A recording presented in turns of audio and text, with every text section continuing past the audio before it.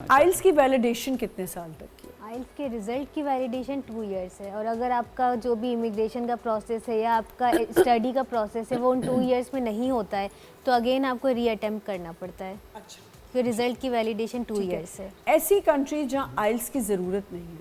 देखिए, कंट्रीज़ में हर जगह आइल्स अगर नहीं है तो कुछ जगहों पे ये ज़रूर होता है। स्टडी की अगर हम बात कर रहे हैं तो वो पीटीई या पीटीई कोर इसको जो है प्रेफर करते हैं। ठीक है। डिलिंगो, स्पेशली यूएस की अगर बात कर रहे हैं, ऑस्ट्रेलिया की बात कर रहे हैं तो दे प्रेफर डिलिंगो ऑल्सो, राइट।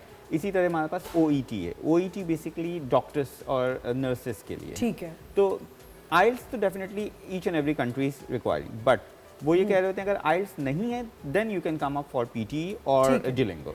आप बताएं कि आइल्स की ऐसी कौन सी ऐसी कंट्रीज हैं जहाँ इमिग्रेशन आइल्स के बगैर हो सकती है? ये बड़ी सरप्राइजिंग बात होगी कि यूएसए की जो इमिग्रेशन है उसमें आइल्स की ज़रूरत नहीं है। अच्छा जी।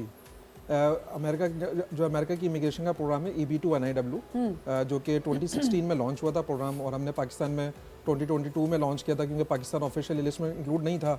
उन्होंने उनको अक्टूबर 2021 में इंक्लूड किया, तो हमने 4 महीने रिसर्च करके इसको स्टार्ट किया प्रोग्राम को।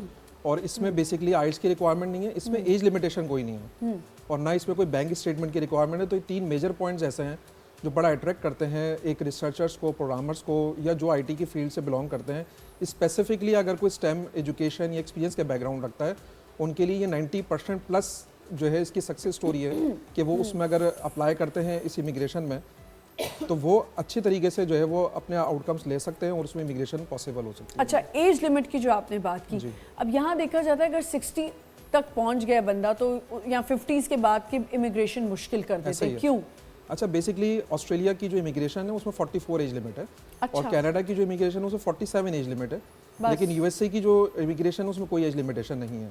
उसकी वजूहत क्या है कि उनको बेसिकली यंग ब्लड की ज़रूरत है। उनको जो स्किल्ड वर्कर रिक्वायर्ड है वो बेसिकली यंगस्टर्स रिक्वायर्ड है। अमेरिका में क्यों नहीं है? अमेरिका में इसलिए नहीं है क्योंकि अमेरिका में जो रिटायरमेंट एज है ना वो 85 है, वरना नॉर्मली। देखिए मेरी बात सुने, देखा ये जाता है कि अमेरिका में अगर इमिग्रेशन के लिए अब करे कोई अप्लाई तो वो कहते हैं ये आएंगे हमारे, हमें इनको पैसे भी देने पड़ेंगे, ये ओल्ड सिटीजन में चले जाएंगे। America is not a welfare state. अच्छा। ऑस्ट्रेलिया और कनाडा वेलफेयर स्टेट। यूके नहीं करता, यूके भी नहीं करता। ये ऑस्ट्रेलिया और कनाडा सिर्फ 2 कंट्रीज हैं जो वेलफेयर स्टेट है इमिग्रेशन के अंदर। तो उनके ऊपर लायबिलिटी होती है कि कोई भी इमिग्रेंट वहाँ पे पहुँचेगा, इवन अगर उसको जॉब्स नहीं भी मिल रही हैं तो अनएम्प्लॉयमेंट अलाउंसेस उसको मिलेंगे। उसको मुख्तलिफ किस्म के अलाउंसेस मिल रहे होते हैं। तो ये जो यहाँ पर हमारे यहाँ जो लोग जॉब करने वाले, एक उनकी सर्टेनिटी नहीं क्रिएट हो रही होती, उनके लिए बड़ी आइडियल प्लेस होती है ऑस्ट्रेलिया कनाडा जाना कि हम वहाँ एक दफ़ा पहुँच जाएंगे, भले हमारी जॉब ना भी लगे तो गवर्नमेंट हमें सपोर्ट कर रही होगी। ये चीज़ अमेरिका में नहीं है। अमेरिका में इवन अगर आपको डेंटल कोई आपको सर्जरी भी करवानी है तो वो लोग टिकट करके पाकिस्तान वापस आते हैं और फिर यहाँ से अपना सारा मेडिकल वो करके जाते हैं क्योंकि वहाँ पर बहुत कॉस्टली है। इतना कॉस्टली, आप बिल्कुल ठीक कह रहे हैं कि मेडिकल सर्जरी से मुझे याद आई डेंटल की जो आपने बात की। अभी मेरी कज़न है, उनके बेटे को, वो हालांकि पासपोर्ट होल्डर है, बच्चा पढ़ रहा है वहाँ, नौकरी भी कर रहा है, उसको यहाँ आना पड़ा अपने दांत के, इतनी ज़्यादा बुरा दांत हो गया कि उसको यहाँ आना पड़ा। तो ये मुझे समझ नहीं आई है क्या बात हुई? अगर आप पासपोर्ट होल्डर भी हो तो क्यों हो रहा है आपके साथ ये?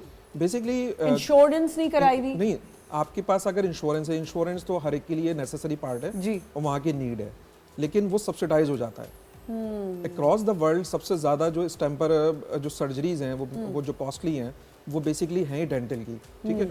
और अक्सर लोग तो जिसके पास पासपोर्ट, आपने बात की कि पासपोर्ट होल्डर्स हैं, वो ज़्यादातर जाके मैक्सिको के अंदर करवाते हैं अपनी सर्जरी। अच्छा। क्योंकि वो थोड़ा सा नियरेस्ट भी है अमेरिका से जी। और वहाँ पर जो सर्जरीज होती है वो थोड़ा लो कॉस्ट में हो जाती है, बजाय इसके कि वो पाकिस्तान विजिट करें, या पाकिस्तानी पासपोर्ट नहीं है या पाकिस्तान में एंट्री नहीं है, अमेरिका में किसी और जगह का पासपोर्ट उनके पास है या किसी और नेशनलिटी से है, तो वो बेसिकली मैक्सिको जाके या मुख्तलिफ कंट्री में जाके करवा लेते हैं।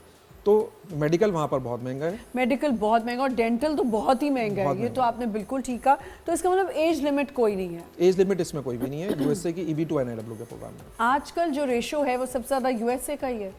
यूएसए का ये प्रोग्राम बहुत प्रोमिनेंट हुआ हुआ है, EB-2 NIW, और 90% plus according to the official website इसका अप्रूवल रेशो। अच्छा, मैंने कुछ वेबसाइट्स पे और कुछ एड्स देखे, उसमें फिनलैंड भी बहुत ज़्यादा है जो इमिग्रेशन दे रहा है। अच्छा, फिनलैंड जो है बेसिकली अगेन जो फिनलैंड का मामला भी यही है कि अगर आप स्टूडेंट वीज़ा पे वहाँ पर रुके हुए हैं और कुछ लैंग्वेज बैरियर है, अगर आप वो उसको सपोज कर लेते हैं तो पोस्ट स्टडी वर्क परमिट मिल जाते हैं, इमिग्रेशन मिल जाती हैं। लेकिन यूजुअली कॉन्सेप्ट हमारा ये है एज अ इमिग्रेशन कंसल्टेंट कि जो यूरोपियन कंट्रीज होते हैं ना, वो इतना सुकून से इत्मीनान से आपको इमिग्रेशन अपने होम कंट्री बैठ के नहीं दे सकते क्योंकि हर कंट्री की अपनी के जो लैंग्वेज की जो रिक्वायरमेंट है जब तक मीट नहीं होगी, हाँ स्टूडेंट वीज़ा पे जाके post study work permit and then immigration, ये एक रूट ज़रूर हो सकता है।